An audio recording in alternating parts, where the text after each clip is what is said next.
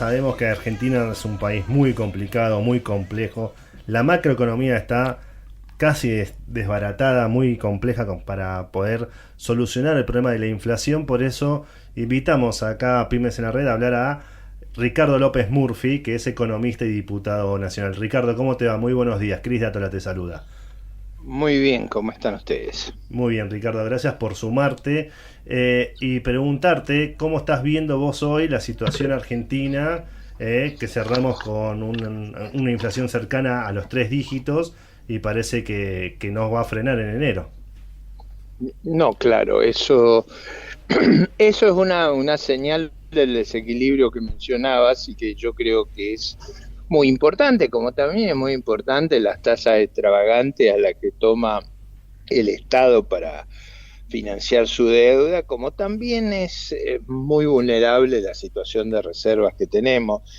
Sin embargo, en el caso de las pymes, a mí lo que más me preocupa son las regulaciones que les impiden contratar trabajo. A mí me parece que ese es el sector cuya característica esencial es que emplea mucha gente y Ujú. en la Argentina hay dos problemas. Uno es que se ven casi impedidos de tomar gente por la acumulación de juicios laborales y el segundo es que tenemos pocas pymes. O sea, cuando uno mira con la experiencia con otros países, Ujú. lo que uno ve es que hay muchas más pymes para el número de habitantes que nosotros tenemos Claro. en Chile, en España, o sea, en países que podrían asimilarse a nosotros, hay muchas más pymes. Y yo creo que eso se debe a que nuestro régimen impositivo y nuestro régimen laboral son muy adversos a la empresarialidad y a la contratación de mano de obra, y me parece que son dos temas que tenemos que arreglar.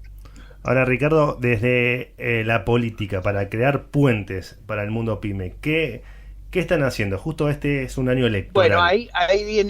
ahí vienen dos cosas que yo he estado tratando de enfatizar en el debate. La primera es un proyecto de ley que ya he presentado sobre empleo, que resuelve este problema, prácticamente termina con los juicios laborales sin afectar ni contratos de trabajo, ni obras sociales, ni negociaciones colectivas, ni asociaciones profesionales. O Ujú. sea, lo único que hace es evitar lo que yo llamo el curro de Ujú. los juicios, que se ha convertido en matapymes de la Argentina. ¿Y cómo se Lo hace? segundo, bueno, es el proyecto de ley que presenté, resuelve ese problema porque básicamente desarma una madeja jurídica que no está en ninguna de las leyes fundamentales, pero que se construyó con los años y creó digamos, esta pandemia de,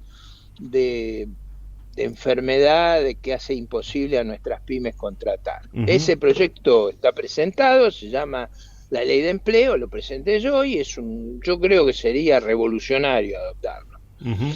Eh, He tratado y trato, por ejemplo, ahora no se está sesionando por la locura el desvarío de hacerle juicio a la Corte, pero Ujú. yo había propuesto incorporarlo a la ley agroindustrial y aprovechar una reforma para el sector productivo, donde predominan mucho las pymes, y meter ahí esta reforma a la ley de empleo que como un capítulo que facilitaría en la parte urbana, en la parte rural, enormemente el desarrollo de proveedores, de distribuidores, bueno, de donde están los sectores Y pymes. ahora cuando lo hablas Lo con segundo, Perdón, Ricardo, quiero meterme en eso porque es un tema que sí interesa mucho el mundo pyme, el tema de los juicios laborales, como vos bien decís, que preocupa. Cuando lo hablas con el oficialismo, porque me imagino que en algún momento te cruzás por los eso lo hemos pasillos hablado. Bueno, y... ahí tengo una anécdota extraordinaria. Ujú. Discutiendo con el secretario de Agricultura y Ganadería en la Comisión de Agricultura, bueno, después de un largo debate lo convencí que eso era imprescindible hacerlo. Y está la grabación que él acepta. Bueno, después, cada vez que metíamos el capítulo lo metíamos a la tarde, yo a la mañana iba a ver cómo quedaba la ley y lo habían bajado. Entonces Claro. te lo volví a meter y me lo bajaban.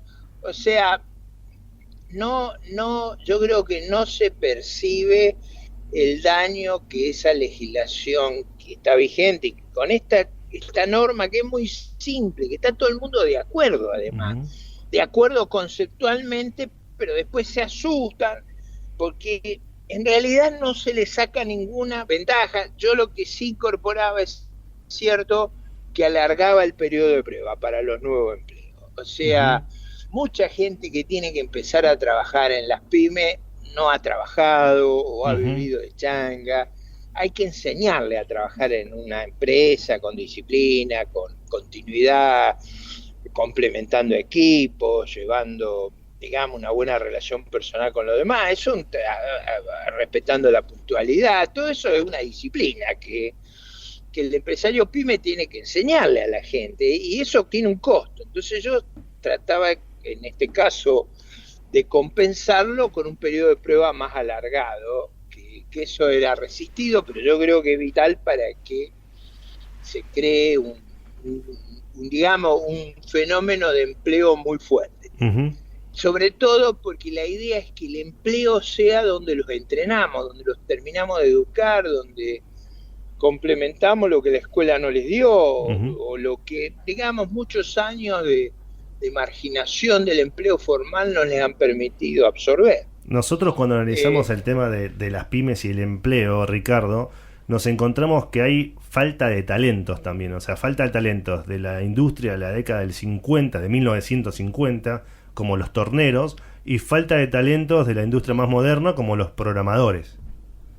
Es verdad, también eso es verdad, que, por ejemplo, yo hablando en muchas ciudades y pueblos del interior y en Gran Buenos Aires, con los intendentes decíamos, ¿por qué no hacemos con las cámaras y las empresas del lugar una suerte, digamos, de aprendizaje, es decir, un contrato de aprendizaje? Para evitar que eso me genere problemas laborales, la sugerencia era que se hiciera como una escuela de puesta al día, y ahí fueran a trabajar hasta aprender las habilidades que necesitaban, y ahí lo tomaban las empresas. A mí me parece eso a veces resistido, porque se dice que lo que hago es dilatar el contrato de trabajo, pero es la única forma de resolver el problema que vos mencionabas, que es cómo, es decir, yo necesito que el tipo aprenda a hacerlo bien antes de que yo lo tome, si no, no lo tomo. Y cómo resuelvo ese problema de experiencia. Bueno, este camino resolvía ese problema y yo creía que era virtuoso hacerlo. Bien. El otro tema que he abordado con mucho, es decir, en realidad muy guiado por Lázaro, y que él es un pyme que ha hecho mucho esfuerzo en este tema, de ir a un régimen de impuesto que no haya ingreso bruto, es decir, que no haya ese impuesto que mata pymes, que es el impuesto en cascada, que hace que si vos integrás la firma y todas las actividades las haces dentro de la firma, no pagás impuestos. Y si vos usás contratistas, que es lo que hacen las pymes en todo el mundo, acá te mata el sistema impositivo porque va en cascada. Claro. Entonces, la idea era hacer una reforma y eliminar el régimen de ingreso bruto y reemplazarlo por un impuesto a la venta final, de una manera que evitara esta sucesión de presiones tributarias que eliminan pymes, digamos, como la legislación laboral. A eso le he dado yo un esfuerzo enorme en los debates en el Congreso y en todos los ámbitos que he podido, ¿no? Claro. Y porque ahora... acá hay un tema hasta cultural, o sea, el día que entendamos que nosotros tenemos baja empresarialidad, es decir, que hay un cuarto de las pymes que deberían existir, que esa baja empresarialidad no es porque los nuestros no quieran, sino porque los han disuadido los impuestos y las regulaciones laborales.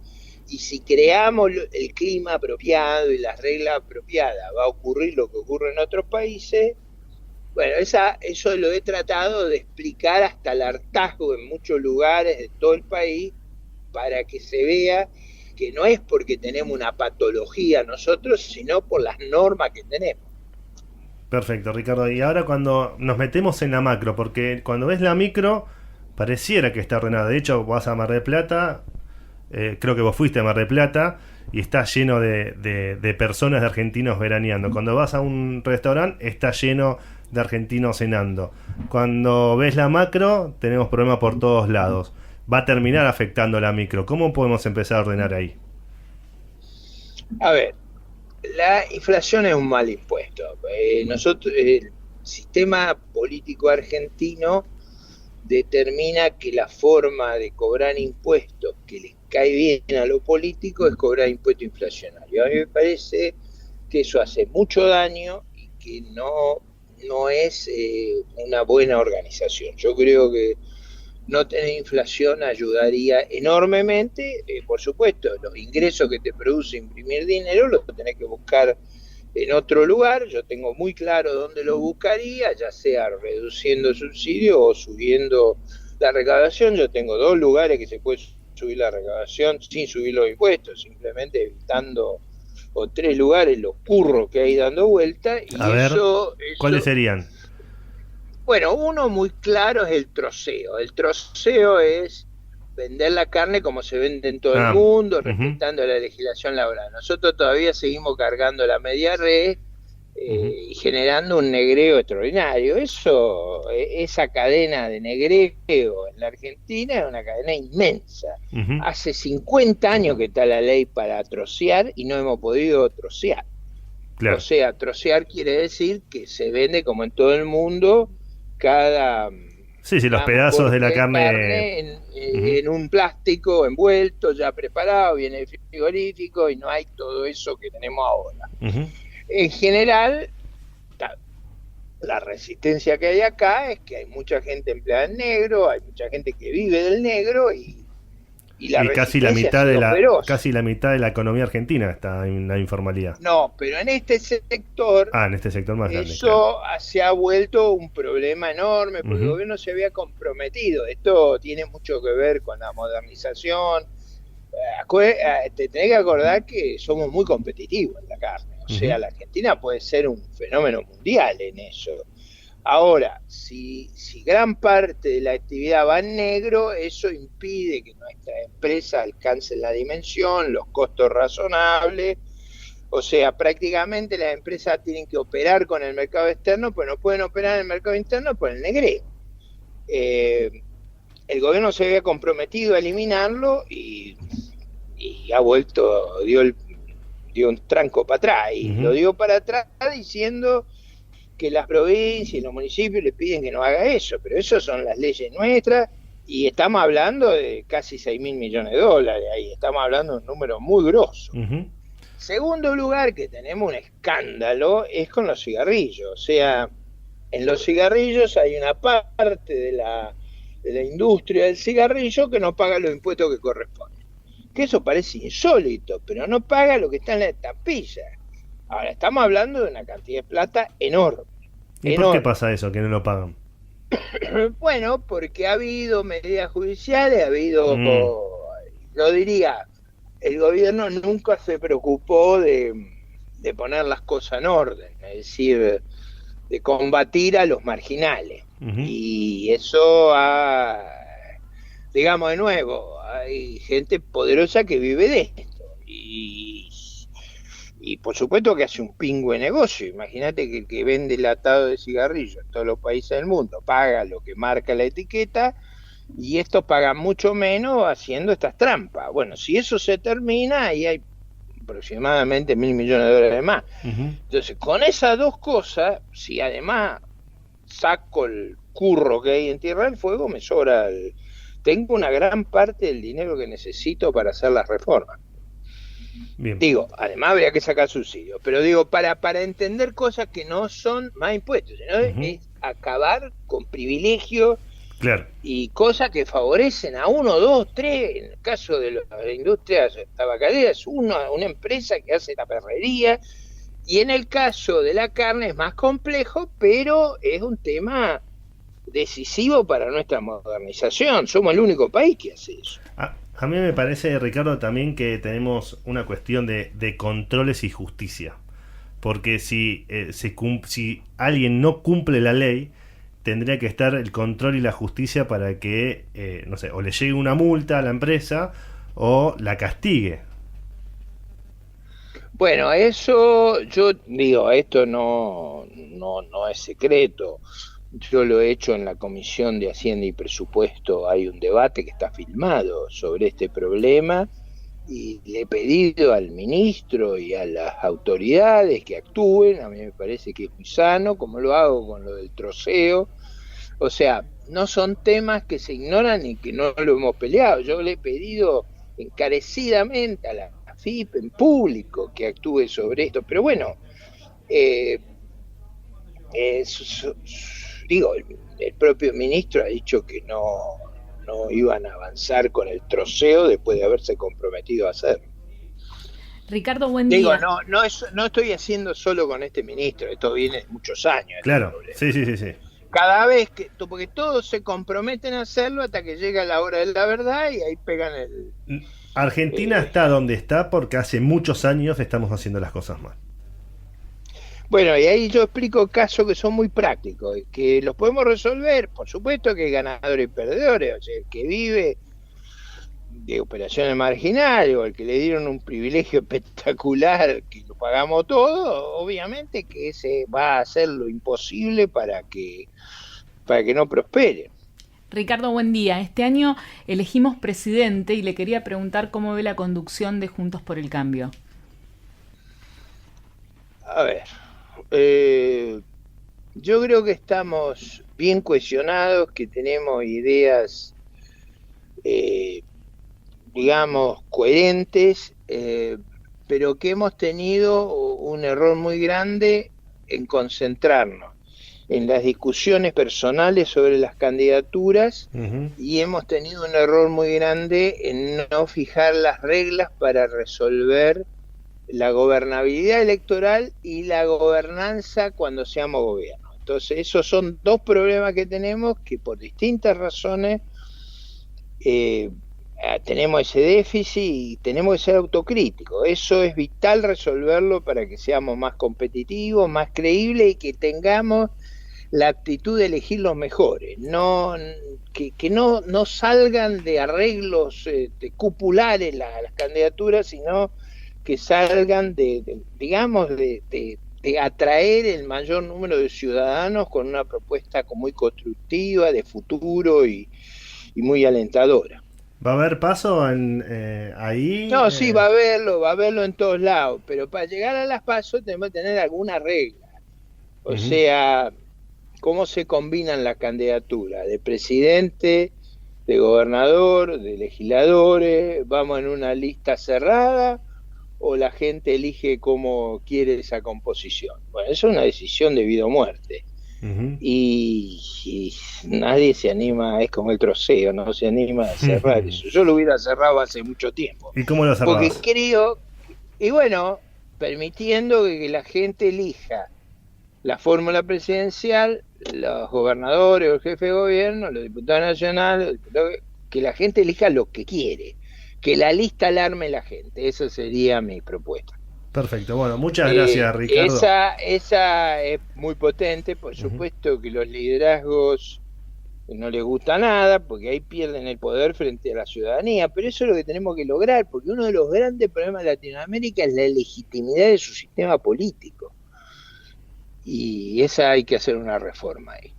Gracias, Ricardo, nos quedamos Muchas con gracias eso. A ustedes. Bueno, fue Ricardo López Murphy, que es economista y diputado nacional, muy sincero.